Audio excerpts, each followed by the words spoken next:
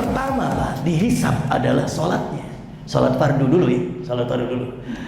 Sekuat apapun seorang hamba amaliyahnya dalam hidupnya, dia tiap bulan umrah, tiap tahun dia haji, ya, sodakohnya kuat, puasanya kuat. Kalau sholat fardunya rusak, maka Allah buang semua amaliyahnya yang dilakukan dalam hidupnya. Bagaikan gunung pasir yang ditiup badai, habis. Hamba tersebut pailit. Kenapa? Karena amaliyah yang pertama kali dihisab rusak. Sebaliknya, kalau sholat 5 waktunya bagus, beres, maka semua amalnya sekecil apapun diterima oleh Allah. Maka sholat 5 waktu ini menjadi barometer. Allahu Akbar. Dan ada yang paling pedas, Pak. Tahu nggak bagaimana dahsyatnya dosa orang yang meninggalkan sholat fardu 1 waktu saja disengaja? Bagaimana? Tahu nggak? Ya, hadisnya padahal cukup pedas lah ya. Bainar rajuli wa bainal kufri tarkus shalah. Perbedaan orang muslim dan orang kafir adalah orang yang meninggalkan sholat. Atau ada lagi hadis lagi, siapa yang meninggalkan sholat 5 waktu dengan disengaja, fahuwa kafir, dia telah kafir. Ada lagi Pak ya. Kafir aja udah pedes, tapi untuk lebih detailnya ada lagi. Kaidah ulama mengatakan Pak, kalau ada orang yang meninggalkan kefarduan agama, disengaja dia tinggalin, dia sanggup, dia mampu, maka dia dosanya jauh lebih besar daripada dia melakukan yang diharamkan oleh agama. Berarti yang meninggalkan sholat dengan sengaja Pak, sholat fardu, maka dia dosanya lebih besar daripada dosa membunuh, daripada dosa memperkosa, daripada dosa berzina, daripada dosa mabok, daripada dosa korupsi, semua kecuali syirik saja. Ya, ini dosa syirik ini nggak ada tandingannya, ini paling gede. Jadi sebutkan semua dosa, itu lebih besar dosa meninggalkan sholat 5 waktu. Kenapa? Karena dia mendurhakai Allah, dia memaksiati Allah. Allah perintahkan dia suruh kenal Tuhannya, suruh bersyukur 5 kali sehari semalam, dia tolak, dia nggak mau, dia durhaka sama Allah. Masya Allah. Tuh sholat. Ustadz, kan tadi kaidahnya orang yang meninggalkan semua kefarduan agama, berarti bukan sholat doang dong? Iya. Apa yang difardukan agama Pak? Apa yang difardukan agama? Banyak lah ya. Puasa bagi yang mampu, puasa Ramadan, kefarduan agama. Tinggalin dengan sengaja, wah dosanya lebih besar daripada membunuh. Masya Allah. Apa lagi? Ada lagi kefarduan Pak, kefarduan yang remeh-temeh.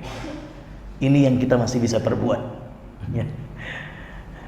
Bahkan kemarin saya dapat aduan ya, ada seorang ustadz ahli torekoh, kalau ceramah kuat Pak.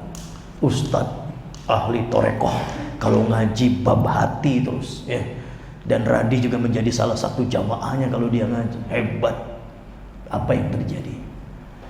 Hanya gara-gara turnamen bulu tangkis, dia pakai celana di atas paha, ditonton oleh penonton laki-laki dan perempuan terbuka di mana-mana. Gimana? Mana luntur? Makanya bagusnya orang yang ikut torekoh ini syariatnya diperkuat.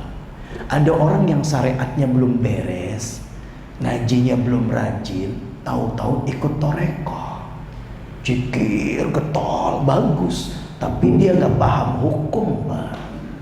Ya, Masya Allah. Gimana? Ustadz pakai celana bulu tangkis yang ketat tuh. Ya, saya sedih kok bisa begitu. Itu kan fardu. Aurat laki-laki dengkul sampai pusar. Kalau ada orang perempuan yang buka aurat, kelihatan rambutnya doang, pahanya nggak kelihatan, rambutnya doang. Ya, banyak di antara kita, apalagi ustadz itu ngomong ahli neraka, rambutnya ditonton oleh banyak orang. Ahli paha ente, banyak yang lupa gitu. Itulah hebatnya setan, masya Allah. Nah, jadi amaliyah pertama yang mendatangkan rahmatnya Allah, yang menjadi penyebab kita masuk surga adalah sholat fardu tepat waktu. Laki-laki di masjid. Nah, kok bisa di masjid? Kan sholatnya harus ngikut Nabi. Ya, Rasulullah itu tertibnya Pak, kalau sholat 5 waktu dia tepat waktu di masjid berjamaah. Nabi ahli surga, pemegang pintu kunci surga. Begitu sholatnya. Kita bukan Nabi, bukan ahli surga, sholatnya berani di rumah. Naudzubillah. Maka inilah yang membuat para ulama kita Pak ngoyo ke masjid terus. Ya Allah. Dulu udah pernah kita sebutkan ya. Siapa sahabat Nabi yang buta? Abdullah Ummu Maktum buta. Datang tertatih-tatih pada Nabi. Ya Rasulullah, aku ini buta. Terus kata Nabi, izinkan agar aku sholat fardu di rumah bersama keluargaku. Apa kata Nabi? Halkum sami'tan nida. Apa engkau mendengar suara azan wahai Abdullah Ummu Maktum? Sami'tu ya Rasulullah. Iya ya Rasulullah. La ilaha illallah, tidak ada alasan bagimu untuk sholat fardu di rumah bersama keluargamu sepanjang kau mendengar suara azan. Orang buta nggak boleh sama Nabi kalau dia dengar suara azan. Ada nggak di antara kita yang nggak dengar suara azan? Suara azan sudah masuk di hati kita, ya nggak bisa dibohongin. Berani amat sholat fardu di rumah. Nah, kalau istri beda lagi.